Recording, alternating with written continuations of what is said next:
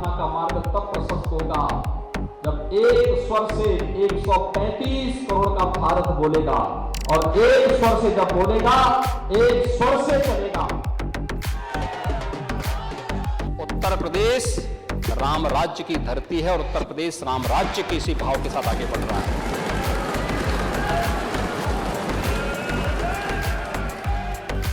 सुनवाई ना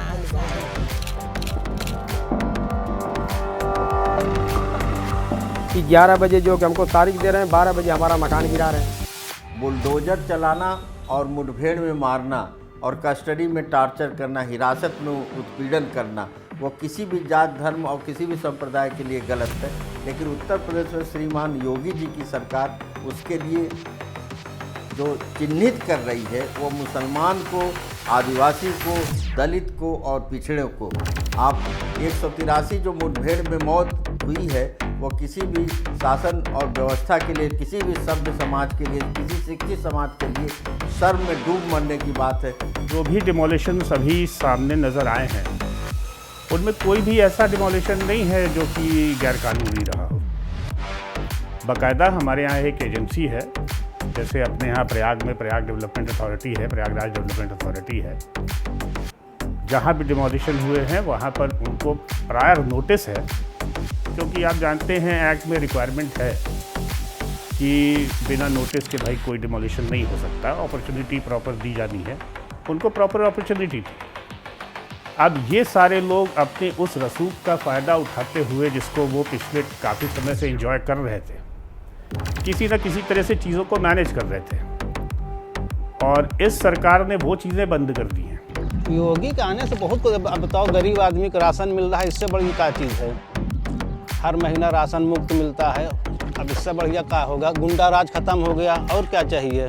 सब कुछ सही है, कोई दिक्कत नहीं। कि निवेशक एक चूहे के समान होता है, उसे जरा सा भी भय लगे तो वापस मिल में भाग जाता है, क्योंकि वह जोखिम नहीं उठाता। इसे हम लोग, जो हमारे फादर ऑफ इकोनॉमिस्ट हम लोग कह सकते हैं, केन्स कहते थे कि उसके अंदर एनिमल स्पिरिट्स होती है। लाभ दिखाई देगा तभी कोई काम करेगा, वरना नहीं करेगा। और लाभ जो होता है वो केवल स्टेबिलिटी के साथ आता है, स्थायित्व के साथ आता है। सामान्य तौर पर अगर ये परसेप्शन बन जाएगा जनता का, समाज का या निवेशकों का, परसेप्शन अगर ये बन जाएगा कि यहाँ पर जो न्याय व्यवस्था है उस पर लोगों का विश्वास कम है और पुलिस प्रशासन या पुलिस की व्यवस्था पर ज़्यादा है, तो ये परसेप्शन अच्छा नहीं माना जाता।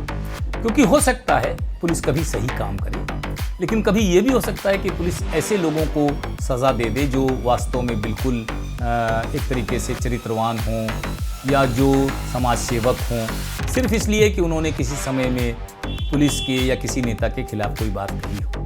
दंगाइयों को सख्त सजा हो। सिवनी में बुलडोजर चलाए, श्योपुर में बुलडोजर चलाए।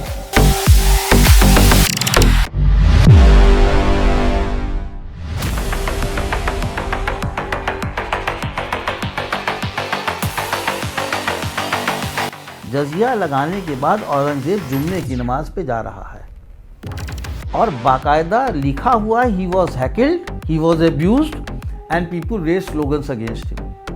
क्या किया उसने? उसने गोली चलवा दी क्या? उसने एनकाउंटर करवा दिया क्या? नथिंग। इसको ये कहना कि योगी जी उत्तर प्रदेश को कहाँ ले जा रहे हैं, मुझे नहीं लग रहा कहीं ले जा रहे हैं। वो अपने लिए काम कर रहे हैं। उन्हें लग रहा है कि अगर इससे पॉपुलैरिटी बनती है, हिंदू वोट्स पोलराइज होते हैं, तो मेरी स्थिति अपने यहाँ मजबूत होगी अपनी पार्टी में, and I would be the likely successor of Modi. जो उत्तर प्रदेश की इमेज थी लॉ एंड ऑर्डर को लेके, वो बदली है। पहले तो अगर आप वेस्टर्न यूपी का देखिए तो उसको अपहरण संस्कृति बोलते थे वहाँ पर, you know, culture of kidnapping. कोई भी किडनैप हो जा रहा है, काम नहीं हो पा रहा है, हर एक को बराबर, वो करीब करीब समाप्त हो गया है।